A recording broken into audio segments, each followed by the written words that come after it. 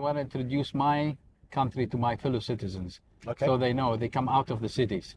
Because Saudi Arabia, it's not limited to Riyadh, Jeddah, Dammam, and Yeah, of course. Saudi Arabia. There is so much There's the so rural much going. areas and, Yes, and to exactly. see. So I want them to know that there is so much to see and to know about their country.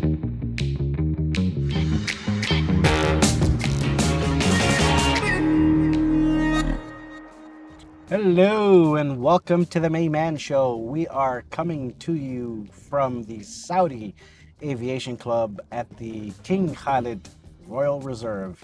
And our guest today makes it a habit of flying at least twice a week, 3 times a week, documenting many places here in the Kingdom of Saudi Arabia. He is Captain Mishaal Al-Sudairy. Thank you so much for being with us today. I'm very honored to be with you in the Mayman Show, Sam, and it's my pleasure to speak to your audience.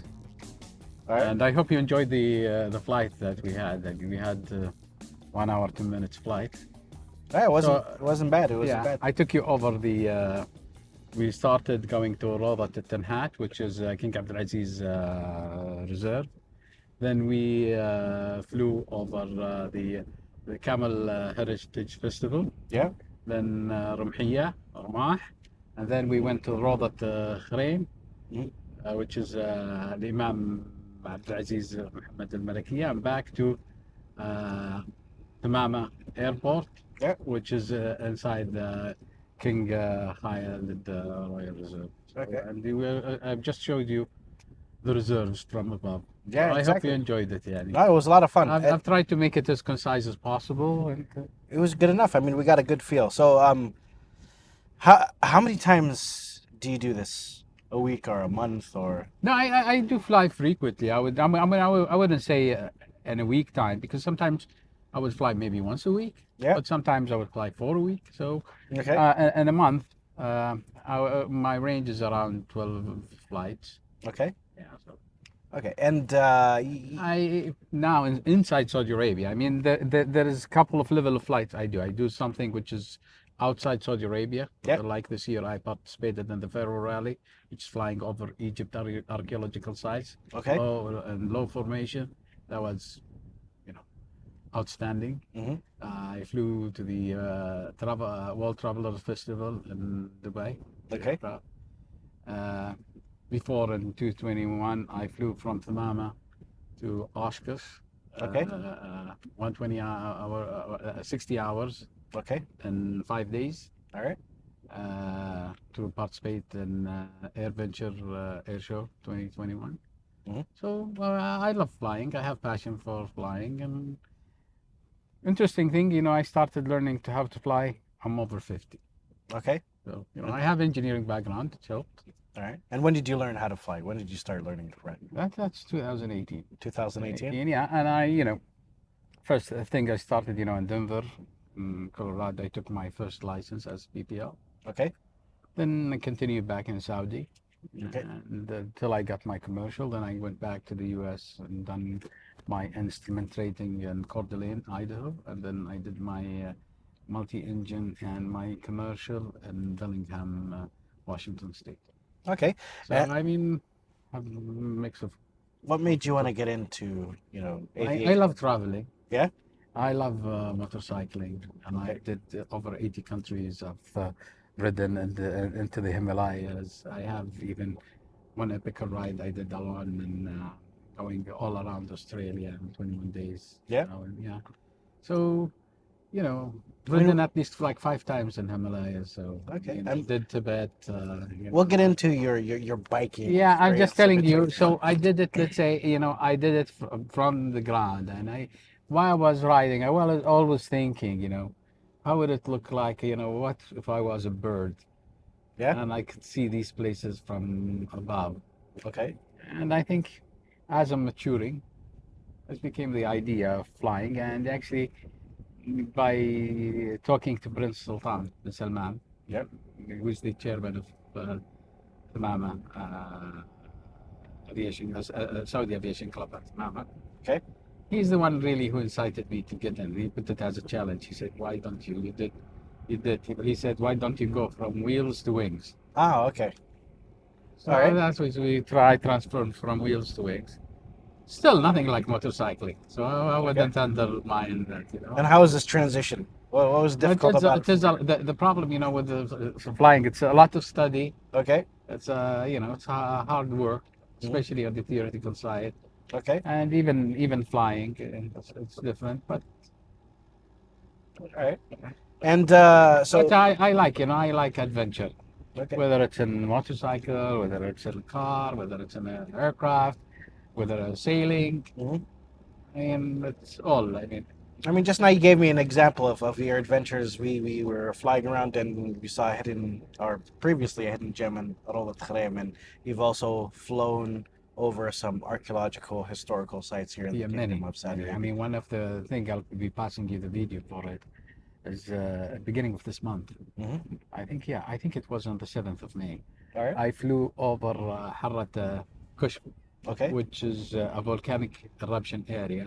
The neat thing, there is seven volcanoes in a straight line. So you will be seeing the volcano tops, one Okay. after one, like they were done by a ruler. All right. So it's to me, this is like one of the nature's wonder. I mean, say Subhanallah. I mean, Okay. it's really wonderful. All right. And then, And there is so many other things. There is another place near from here. It's called Adsdeb. okay. There is a summit of a mountain, which looks like a heart shape, and it is like heart over heart over heart. Okay. And because you know this area, it used to be, you know, seabed before, and Yeah. as the sea receded, the water receded, it kept. But this formation is amazing. You see a heart, normal heart, uh, shaped by nature. Okay. That's amazing. There's so many things. Also from above, you can see there is so many signs by stones. Hmm. So you know, so I think some of them they're prehistoric, some of them maybe from Stone Age. All right. Yeah, And big, and it's something similar to like what you see in the you know, in Bureau and Chile, like the Nazca Alliance and all that stuff. I mean, there is some things done by the stone marks. so, which destination or which place that that you fly over always is breathtaking to you? You never get bored of traveling. I mean, in Saudi Arabia, because we have different topographies. Yeah. We have the desert, Mhm. we have the mountain, we have the coastal line, Mhm. and you know the blend of plus the volcanic areas, which is a lot, and especially in the westernmost part of Saudi Arabia. Okay. So you know all these when they mix together, they're breathtaking. I mean, whether you're flying like into Jubba, which Mhm. is north of Haya, and you see the big Nufud desert, Yeah. or like a big empty Porta, the big desert. Here, you saw a glimpse of the Hana desert while we were flying sand Yeah. dunes.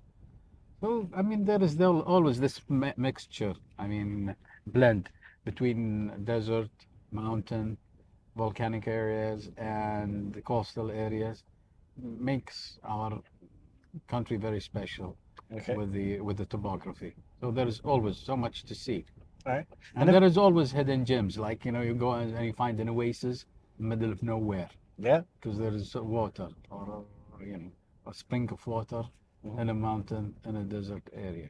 Okay.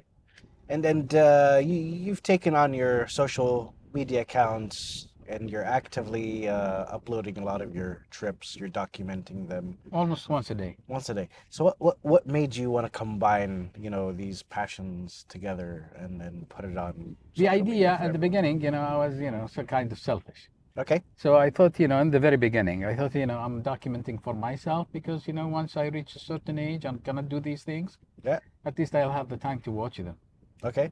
again. All right. So that's. Then as I started, I found there is a lot of people who share my passion. Okay. So you know, I got out of my selfishness here. So Okay. I started doing it for people who share my passion. All right. So and then it became more and more like now is like I want to introduce my country to my fellow citizens, Okay. so they know they come out of the cities, Hmm. because Saudi Arabia it's not limited to Riyadh, Jeddah, Dammam, and Yeah, of course. Saudi Arabia there is so much in There's the so much rural going on. areas Yes, and to exactly. see. So I want them to know that there is so much to see and to know about their country and about small towns, heritage places. Um natural sights, Mhm. scenery. So I wanna share this, so All right. to go. Still, there is the adventure side of me. Okay. So hopefully, if everything is done, I get all the permits. I intend to do this summer, around the world from Riyadh to Riyadh, flying west, going around the globe. All right. So I reckon it's going to be like 130 hours. 130 hours. Maybe I'll do it in hopefully in 30 days if Yep. everything goes. Maybe I'll stop in Oshkosh, which is going to have the AirVenture 2024. Okay. Flew through the Alaskan line, All right. across the Pacific from Japan to Alaska. So how many If it is, how many stops is that if you have your way? I would reckon it's going to be over somewhere around 25 to 30 stops. Okay. And why do you want to make this journey? I like adventure. I want to see the world. I mean, it's not we're giving one life. Yeah. Okay. So I want to make the most out of it. It's a gift from God. I want Okay. to make the most out of it. I want to live my life. I want to see things. Want to do because like every time I see a new place or whatever, I feel something is added to me. Okay. So it's All right. And just I mean, not without getting into too many details, if you can give our audience what would it require to be a pilot, basically? well, there's dedication. Yeah. Your audience, they're already English speaking, so I don't Okay. think that the language is a barrier, so for them to study. I mean, like here in Tamama, they give courses for sports, so to become a sports pilot. Okay. It doesn't require a lot of work. I mean, it's 40 hours. It's light, how to fly a light sport aircraft, which is usually a two-seater. Hmm. I reckon people can do it in 3 months, well, easy, and people who have real passion. Yeah. But once you want to start doing cross country and all that, you have to get a PPL. This is usually in 80 hours of flying. I mean, 40. I mean, you can do it much less, but the average I see in Tamama, it's like around 80 hours. 80 hours. Yeah, and somewhere between 3 to 6 months Okay. training, and then you continue. I mean, you can do your instrument rating, which is it will enable you to fly in the places where you have meteorological weather. I mean, you cannot see. I mean, Yep. depends on the instruments to fly. It comes from the instrument rating that you can use your instruments to fly, not your vision. Okay.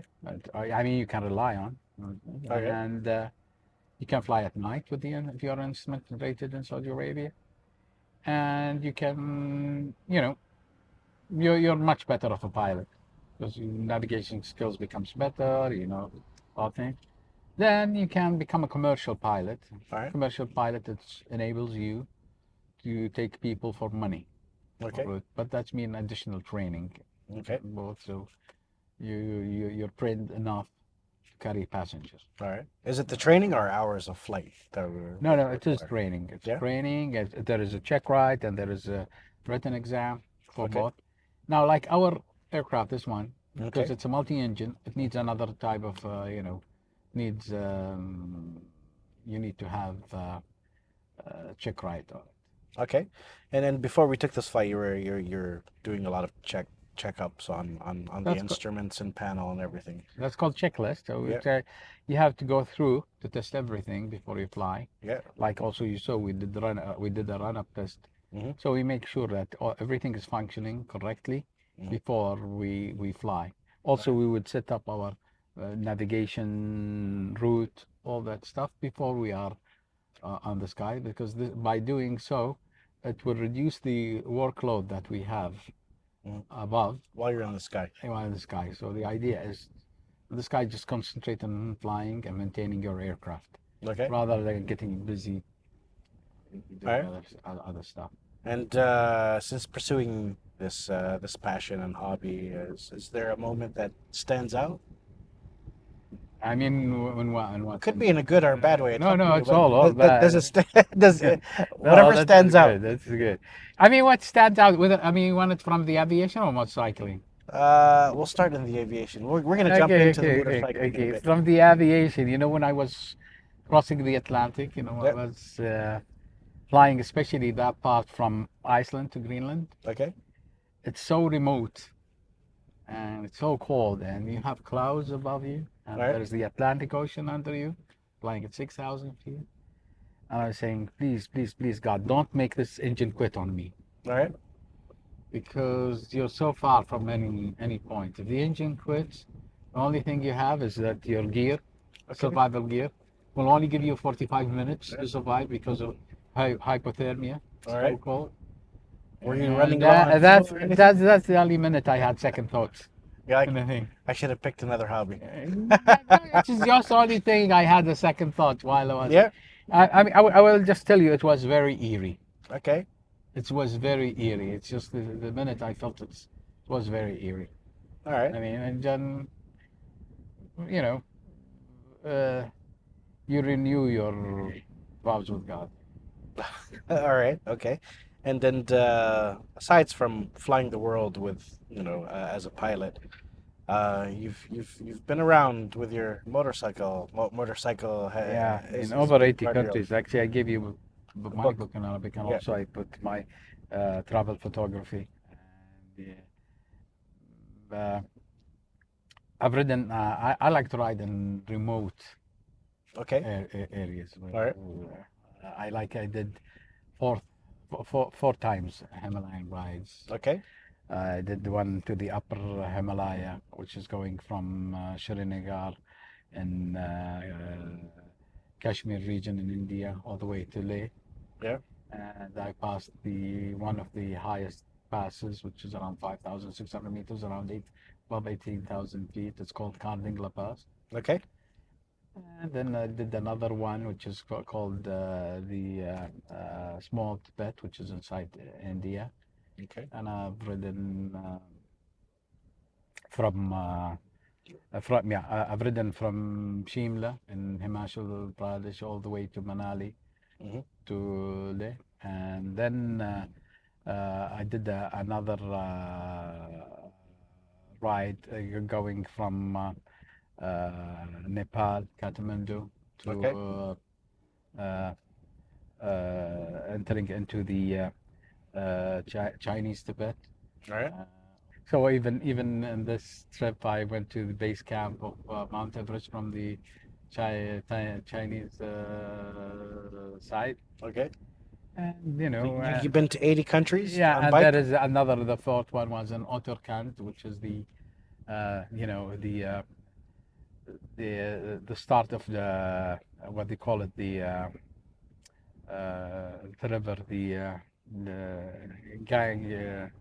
Genghis Khan? Ganga, no, it's the Ganga River. Ah, okay. Ganga River, actually, it's Ganga's the mother river, Oh, okay, okay, which okay. starts from the upper Himalaya. So I started from its offsprings, from the beginning of the river, coming down. Hmm. Also, that's my fault. The area, it's called Uttarakhand, actually. It's one of the most beautiful areas I've ever seen in my life. Right. And then what And made also, you? I did like Bhutan. I've ridden in Bhutan. So So they what have an made you want to experience. travel with your bike across all these countries? Yeah, I'll tell you something. It's something enriching your soul. Okay. And the fact that you see other people, other cultures, and you blend with these people, you learn from them, Yeah. you eat your food, you stay with them, talk with them. It actually adds a lot. There is so much to discover in the world. I Okay. mean, Oh, well, I'm sure it's very gratifying, but I'm saying, where was it like a light bulb moment in your life where like I want to take my bike and travel to 80 countries? there's no. I started it by doing it here. We started one from riding from Al Ula of northern Saudi Arabia, going down all the way down to Riyadh. Hmm. Then I said I'm gonna do it outside the country. I did like South Africa. I've ridden with a group. I did the Euro Tour with the Luxembourg motorcycle federation. They did Yeah. Euro Tour, so I did like two of these with them, Euro Tours. Then it started picking up with me, and there is nothing like when you're with bike, Yeah. you have your backpack, Hmm. and with just go against the wind Okay. and just go. I mean, you don't know where you're gonna stop. I mean, you just go Then- and see it, just travel. I mean, this nomad feeling. All right. I think maybe it's in the genes, because we are Arabs, we are Bedouins, We're we travelers. we're travelers. Yeah. I think it's in our genes, and it just feels so good, Okay. so addictive, All right. and that's And this experience made you author a book as well, and you've written other one books. of the things I did in my Yeah. life is I rode around Australia 21 days. It's Okay. around 10,000 miles. Mm-hmm. And by the end, I wish it didn't stop. I mean, I didn't burst in tears, I will not say, but I really felt like it. Yeah. Because I just wanted to continue the All right. feeling. I just want to continue. On a bike, nothing to worry about, Mm-hmm. and just travel. Okay. And then what'd you do for when you do stops? Like, what do you do for food, shelter? Yeah, usually in Australia. In Australia, I mean, it depends. Sometimes I would stop in a town and I would use P&B. Okay. But in Australia, I mean, because especially if you're in the Northern Territory or in the western part of Australia, Yeah. and also if you're going from the western to the southern Australia, there is only something called roadhouses. Roadhouses, Okay. that mean it's every 300 kilometers. Kilometers. Yeah, which is actually, it's like fuel station, Mm-hmm. plus, there is water, source, and there is like, there is like a small housing, compound housing, Mm-hmm. from trailers, made from trailers. Made It's from like a trailers. trailer park, I mean. Okay. And I would stop and sleep and, Okay. nourish myself there. All right. Sometimes I took shower with red water, which is because there's a lot of iron in Australia, these north houses, and they don't have electricity. They use generators. Yeah. I mean, I'll tell you something. The Wild West of Australia, it's really Wild West. All right. And tell us about your books a bit, the ones that you've authored. Yeah, I mean, yeah, I did 3 books. I mean, Okay. 2 of them photography. Yeah. One, it's called, Into Masai Mara. All right. It's, about my experience going into the wild reserve of Masai Mara, Okay. Kenya, and I took, the photography of the animals and nature. So I have it in a book. And there is the another 2 books, like the one I gave you, which is the first one. It is العالم حول دراجة, which translates in English. It's The world. world on wheels. Around the world, Around on behind wheels. the wheels of a bike. On wheels, yeah, Yeah. around the world on wheels. Yeah. And this is, my biking experience, and there is like 80 countries I've visited, and I speak about and I have some photos in it. However, to complement that book, I did another book because I love photography, Okay. and it's called Photos from My Travel Photography. All right. So if you take both, they will complement each other. See Okay. photos. And then if you want to complement it really, for each country I visited, I have a YouTube video Yeah. for it. So All right. you can feel the whole thing, the whole experience. Was writing by a count. reading about it, by looking at its photography, and by looking at the video. And then how was the experience writing the book for you? Was it a challenge? Not really. I Yeah. mean, the challenge, see, the book I started because I write my diary in English. Okay. So I had the diary for every day. Okay. The challenge was translating it from English to Arabic. to Arabic. Okay. Now I wanna find someone. To translate the Arabic. Yeah, back to because English. see, I can do translation, but I'm not that good in English. Okay, Okay. I mean, I need someone who put it in a script. All right. So if you can find me someone to help me, Yeah. and then I can put that book again back in English. Okay. because There's I a shout out to all you writers out there. If you're And I can if you're give good him in English from, and Arabic. from my diaries, because I Yeah. already have my diaries in English. It would help him Yeah. much better than translating it again in Okay. the Arabic book to the English. And the reserve in Kenya, you traveled by plane, by bike? No, it was by Yeah. by aircraft, but not me flying, and Okay. I was just a tourist. Yeah. Okay. So you And, didn't make your grand entrance No, not with your what just plane? no. All right. And No, I okay. mean, my real just adventure in Africa I just did twice, and this it is doing Egypt, Mhm. low flying over the archaeological sites, so you can see I've even flown as high as 400 feet from the pyramids. Okay. And So you can what was see going it. through your mind when you were doing that? I mean, that's really, I mean, just to go fly over a place which is 5,000 a year. Yeah, So, I mean, it links so many things. yeah. Just, I mean, I cannot describe it. It's just great feeling. It's beyond the feel-good moment, I guess, right? Just it's such a great. I mean, Yeah. it's over like when you're over a Karnak Mhm. temple, did over Abu Simbel, low pass over Abu Simbel Yeah. temple. So I mean, it is this thing. It links you to the past All right. immediately. You just feel like there is this lightning thing Yeah. linking you to the past. And so. And then take us to your background, who you are. So before you authored a book Okay, and before you, yeah. So let's start. So yes, give us a little bit of your yeah, CV, your yes, experience. okay. Uh, I've graduated from King Fahd University of Petroleum and Minerals, Yep. and I had a bachelor degree in systems engineering. My minor was industrial engineering and operation research. Okay. And then I worked in the military from during the Gulf War from 1989 till 1992 Okay. as a civilian All right. and the maintenance corps. And then after that, I thought, go into the private sector. I started automated systems, which at that time I was selling software, All right. original software, Okay. when everybody was selling pirated. Mhm. And then in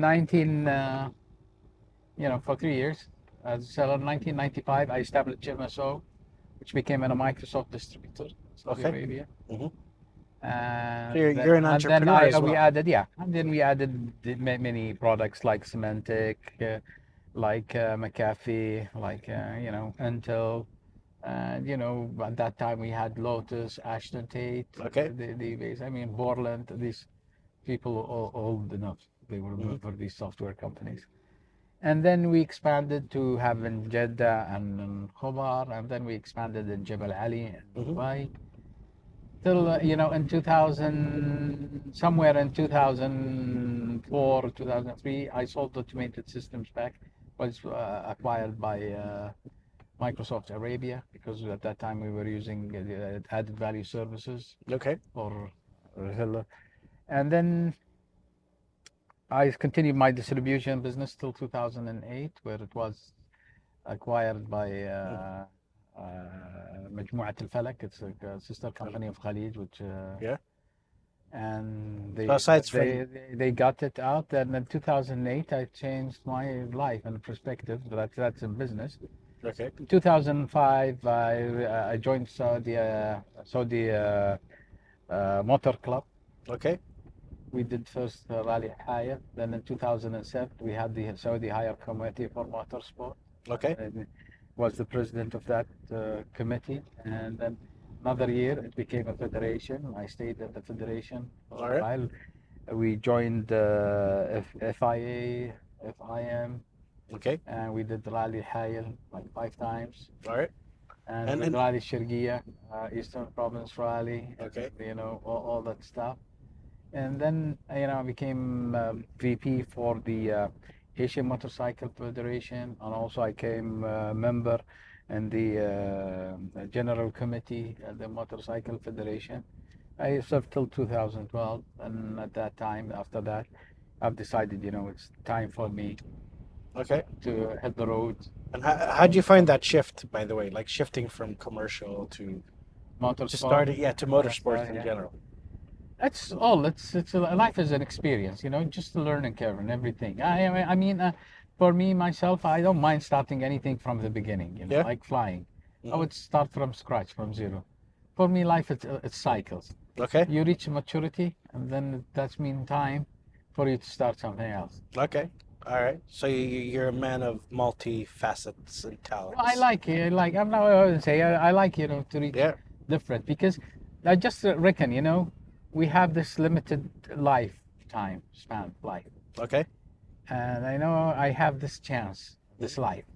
I mean, the day after we can talk a lot about it, All right. but in this life. So I would like in this life to make the best out of it, experience as many things as I can, Okay. and enjoy it as much as I can, because I think it's a gift And the way to cherish a gift is to live it and enjoy it. All right. I mean, I'd like to thank you for taking us on this trip and everything. And before we wrap up our interview, I always ask my guests if they have a personal message to the audience. What's your personal message? I mean, if you're me, I would promote Saudi Arabia. Yeah. I just say, go in a weekend. I mean, if you are just put the destination and go and discover. I mean, especially most of your audience is expats. Yeah. I mean, there's so much to see. I mean, there's so much to learn. I mean, they're more than welcome. If they reach me, can guide them to some places. Mhm. Just go enjoy it. Enjoy it while you're in here. All right. Okay. And I'd like to thank you again for taking the time to be with us. And Thank you, Sam. Have a I'm flight. really honored to be in your show. Yeah. And, I'm glad that I'm one of your episodes. yeah, well, I'm glad that you took us on one of our episodes. I hope you enjoyed the flying. Oh, it was fun. I don't want to have negative comments. No. The next flight we have, I went with no equipment, no cameras, just to enjoy the moment by itself. I'm glad you did. Okay, and I'm glad you did. Yes, and that's all the time we have for this episode. Tune into the next Mayman show, and to quote our guest sentiment: "Visit Saudi." See you later. All the best.